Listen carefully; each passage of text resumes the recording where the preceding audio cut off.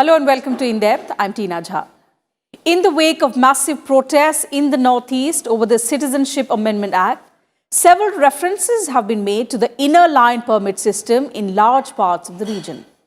On 19 December, the Meghalaya Assembly unanimously adopted a resolution urging the centre to implement inner line permit in the state. Earlier on the 11th of December, the inner line permit regime was extended to Manipur, with President Ramnath Kovind signing the order to this effect. So what exactly is the inner line permit system? Well, the concept of the inner line permit comes from the colonial era.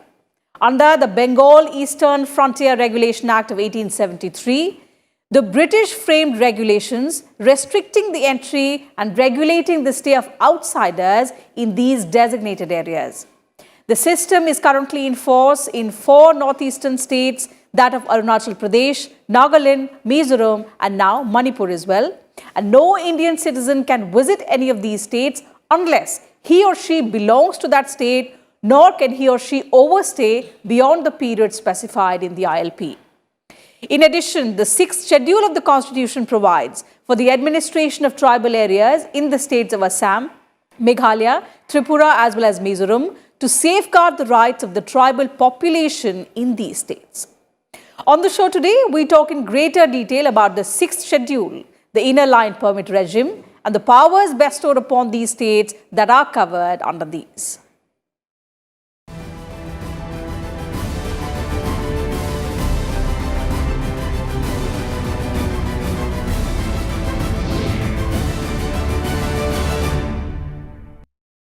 After independence, the Constituent Assembly included provisions to protect and safeguard the interest of tribals in the northeastern states. The Sixth Schedule was added under Article 244 of the Constitution to provide limited autonomy to the tribal regions of the 4 northeastern states, that of Assam, Tripura, Mizoram, and Meghalaya. This was done with the purpose to bring about development in the region without exposing them to exploitation and also preserving their distinct culture and ethnic identity.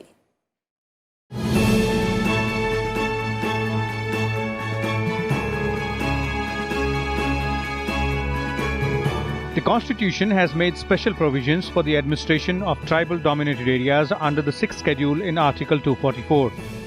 These areas include the 4 states of Assam, Meghalaya, Tripura and Mizoram. Passed by the Constituent Assembly in 1949, the Sixth Schedule was formulated to provide limited autonomy to tribal regions of Northeast. The Sixth Schedule was based on the report of Bardoloi Committee formed by the Constituent Assembly. The committee report stated that there was a need for a system of administration that would allow tribal areas to become developed, which were largely underdeveloped at the time due to British administration. The report also called for protecting them from exploitation by the people in the plains and preserving their distinct social customs. The Sixth Schedule of the Constitution makes a special provision for tribal areas in 4 states of the country, that is Assam, Tripura, Meghalaya and Mizoram. Chapter 10, that is Article 244 of the Constitution of India, provides that, and this was added right from the very beginning of the Constitution, because these areas are having tribal population, and to protect their right, their ethnicity and their culture, it was decided that special provisions may be made for the tribal people of these 4 states. There is 5th Schedule also. 5th Schedule make provision with regard to other tribal areas where other tribal population is living. But Schedule 6 specifically deal with tribal area of these 4 states and the tribal people of these 4 states, and special provision are made.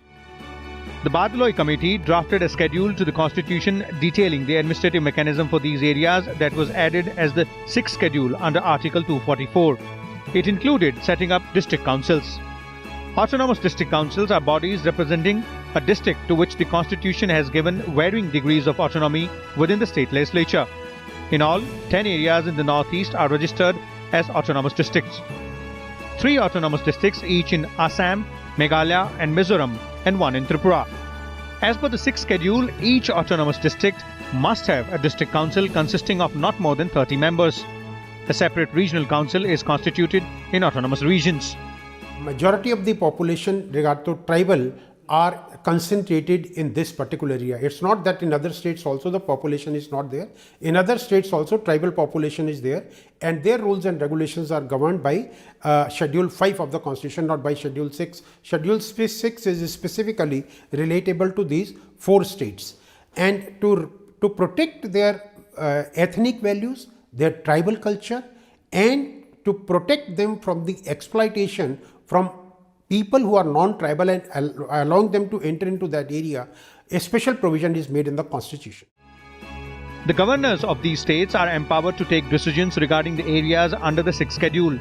The governor can reorganize boundaries of the tribal areas, meaning he can create a new tribal area or increase or diminish the area of any autonomous district.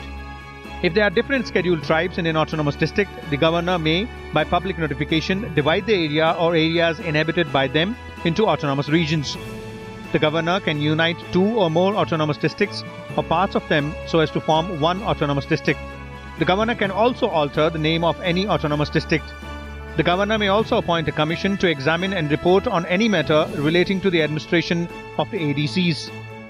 The Acts of Parliament or the state legislature often do not apply to autonomous districts and autonomous regions, or they apply with specified modifications and exceptions. With inputs from Vipul Agarwal, Bureau Report, Rajya Sabha TV. The sixth schedule is applicable in Assam, Meghalaya, Tripura and Mizoram. It gives tribal people freedom to exercise legislative and executive powers through an autonomous regional council and an autonomous district council. The ADCs are the districts within a state to which central government has given varying degrees of autonomy within the state legislature. So let's take a look at the main functions of the ADCs in this report.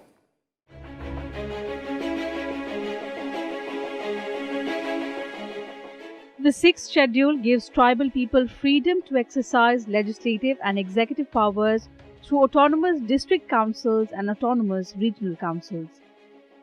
Under the sixth schedule, the Indian Constitution provides special provisions for the administration of the tribal-dominated areas of Assam, Meghalaya, Tripura and Mizoram. The governors of these 4 states are empowered to declare some tribal-dominated areas of these states as autonomous districts. The governor also has the power to dissolve the ADC and the ARC. The sixth schedule includes 10 autonomous district councils in these 4 states. In Assam, 3 autonomous councils fall under the sixth schedule of the Constitution. These are Bodoland Territorial Council, Karbi Anglong Autonomous Council and Dima Hasao Autonomous District Council. Meghalaya's Garo Hills Autonomous District Council, Jaintia Hills Autonomous District Council and Khasi Hills Autonomous District Council come under the sixth schedule. Tripura Tribal Areas Autonomous District Council in Tripura and Chakma, Lai and Mara are the 3 autonomous district councils in Mizoram. Bordering China and Myanmar, and there was a necessity that because there is a majority of tribal population living here, so that people living in other parts of the country, they may not exploit the tribal people who are not very educated and are not aware about their rights. Therefore, a provision was made that instead of central government regulating it, the executive power in respect of these 4 states, tribal people, and there are about 10 districts in these 4 states where tribal population is living, and a special provision was made for them with regard to that they will be governed by their own council, by the district council, and this district council is responsible for the healthcare, education, roads and other regulatory provision in these areas. Idea is that the normal law made by the parliament or made by the state government will not apply to these areas, and if applied, it can be applied in a modified form. Therefore, there is a provision for autonomous district council in all these areas, and all powers with regard to the 4 activities I have told are given to this autonomous district council, and these autonomous district council make rules and regulations by which the education, health issues and other areas relating to the tribal people are governed by the regulations made by these autonomous district councils. Each autonomous district and regional council, with the exception of the Bodoland Territorial Council, consists of not more than 30 members, of which 4 are nominated by the governor and the rest via elections. All of them remain in power for a term of 5 years. The district councils and regional councils have powers to make laws on matters of local importance, including infrastructure, education, agriculture, health, trade, and social security. All these laws require the assent of the governor. For them, the executive power, instead of being vested in the central government, it vests with the state government. And the state government also make provision with regard to their rules and regulations. Of course, as I said, the rules and regulations made by the central government and the state government, in their application to these tribal areas, they are not automatically applicable, and they can be modified by the autonomous district council, and that modification is more particularly with a view to protect the rights of the tribal people. The district and regional councils under the 6th schedule have been endowed with wide civil and criminal judicial powers, for example, establishing village courts. However, the jurisdiction of these councils is subject to the jurisdiction of the concerned High Court. The laws made by the state legislature on any subject that comes within the jurisdiction of the council would not extend within the jurisdiction of the autonomous council. There are certain issues due to which the 6th schedule has ended up creating multiple power centers instead of bringing in a genuine process of autonomy in the region. There are frequent conflicts of interest between the district councils and the state legislatures. For example, in Meghalaya, despite the formation of the state, the whole of the state continues to be under the 6th schedule, causing frequent conflicts with the state government. Councils under the 6th schedule have been given more power than the local governments under the 73rd and 74th amendments in the rest of the country. Granting special provisions to certain minority tribal groups have led to further demands by other groups for such provisions under the 6th schedule. In terms of financial autonomy, there is a huge gap between the approved budget and the funds received from the state government, which has had a direct impact on the development of these tribal communities. In January 2019, the Union Cabinet approved amendment to Article 280 and 6th Schedule of the Constitution to increase autonomy, financial resources and powers of the autonomous district councils in Assam, Meghalaya, Mizoram and Tripura. Bureau Report, Rajya Sabha TV. Time for a very short break on the program, but when we return, we'll tell you about what led to the addition of the 6th Schedule of the Constitution. Do stay with us.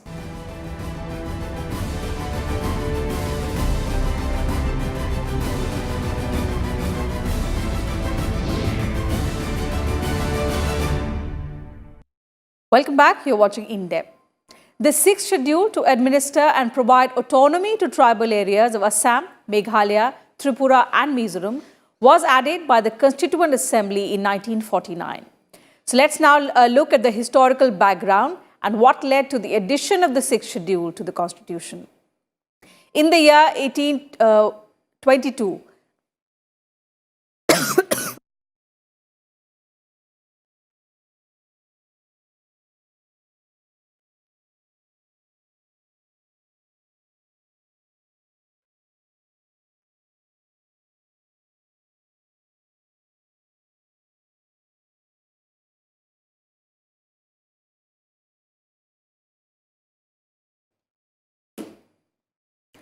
So in 1822, the British enforced the Regulation 10 for administrating the tribal areas of the Northeast.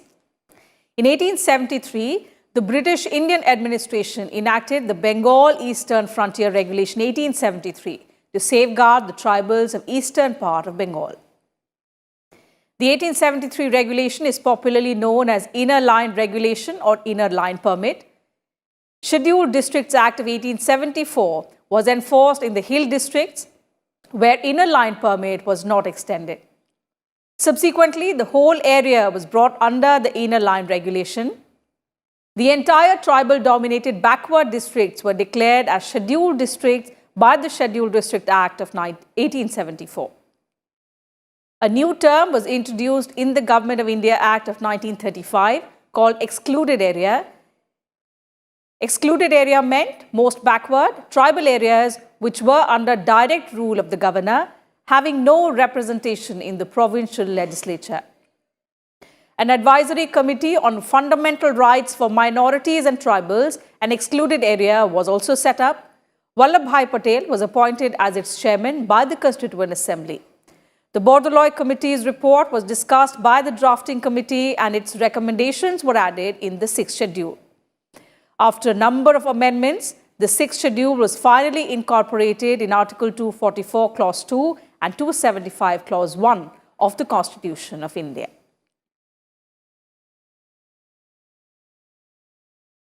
Now, with the Parliament passing the Citizenship Amendment Act, question arose as to its impact on the areas under the Sixth Schedule. However, the Act clearly states that its provisions shall not apply to the tribal areas of the 4 northeastern states included in the Sixth Schedule, as well as the area covered under the Inner Line Permit. More details in this report. The Citizenship Amendment Act states that its provisions shall not apply to the tribal areas of Assam, Meghalaya, Mizoram or Tripura as included in the Sixth Schedule of the Constitution, and the area covered under the interline notified under the Bengal Eastern Frontier Regulation 1873.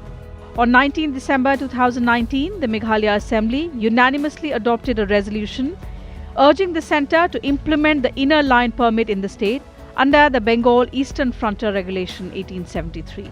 The resolution moved by the Chief Minister was supported by all members across party lines, including the ruling BJP. This that a person who is not living in this tribal area, if he has to go in this area, he has to obtain a special permit from the district administration to enter that to that area. Permit is in fact a permission granted to a person who is a non-tribal and he want to enter in this tribal area for tourism or any other purpose. He can stay there only in accordance with the terms and conditions of the permit which is granted to him and only for the period for which this permit is given to him. This procedure started way back during the British era and it is still being continued, and the objective of continuing this permit area is that people who are non-tribal, when they enter into that area, certain restrictions are imposed on them, and following those restrictions there is time limit with regard during which they can stay in that area. The idea is to protect the right of the tribal people staying in those areas. The Inner Line Permit is a document that allows Indian citizens to visit or stay in a state protected under the ILP system. This system is in force in the 4 northeastern states of Arunachal Pradesh, Nagaland, Mizoram and Manipur. No Indian citizen can visit any of these states unless they belong to that state, nor can they overstay beyond the period specified in the ILP.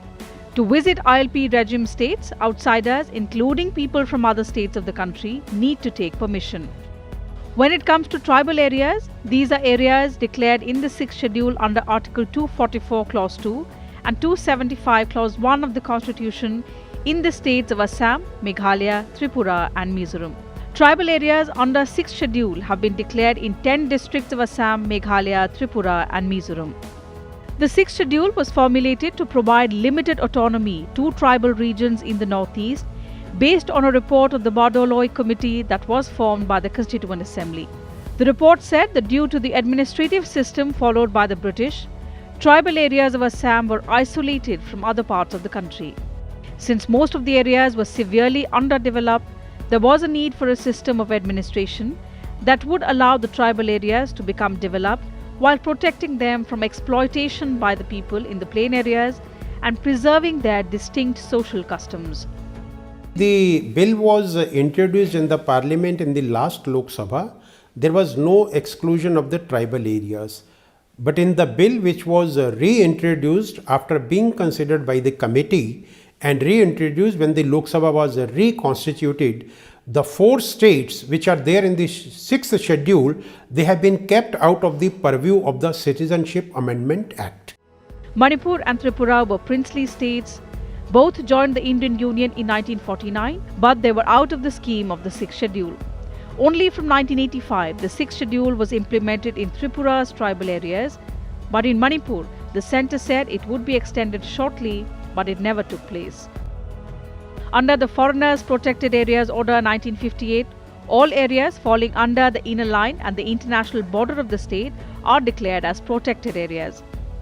Protected areas are located in the whole of Arunachal Pradesh, parts of Himachal Pradesh, parts of Jammu and Kashmir, the whole of Manipur, the whole of Mizoram, the whole of Nagaland, parts of Rajasthan, and the whole of Sikkim, partly in protected area and partly in restricted area, and also parts of Uttarakhand. With input from Vipul Agarwal, Bureau Report, Rajya Sabha TV.